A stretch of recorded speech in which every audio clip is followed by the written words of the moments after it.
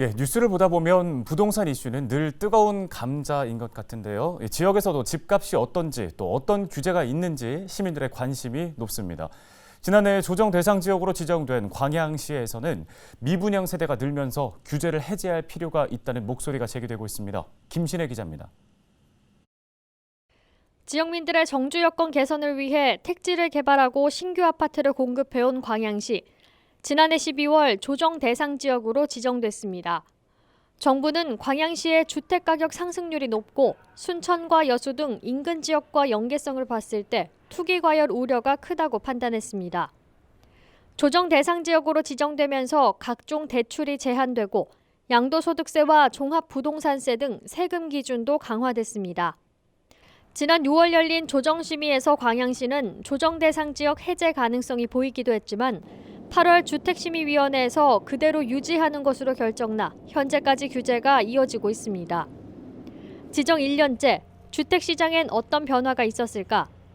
광양에서는 조정 대상 지역 지정 이후에 분양에 들어간 아파트 2곳을 포함해서 1,300여 세대가 미분양인 것으로 파악됐습니다.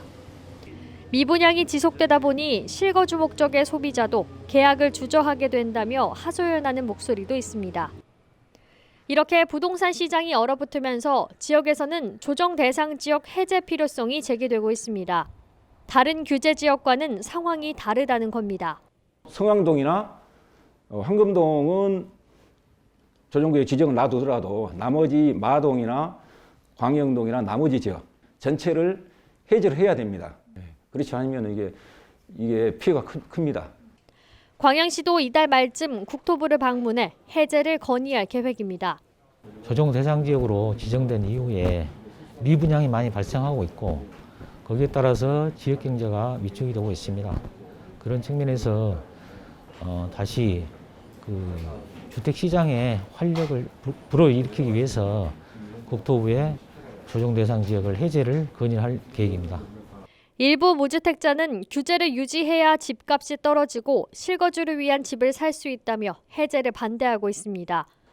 국토부는 지난 발표 당시 앞으로의 주택시장 상황을 보고 규제 지역을 합리적으로 조정하겠다고 밝혔습니다.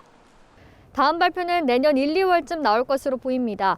광양시가 조정 대상 지역에서 일부 해제될 수 있을지 지역사회 관심이 집중되고 있습니다. 헬로티비 뉴스 김신혜입니다.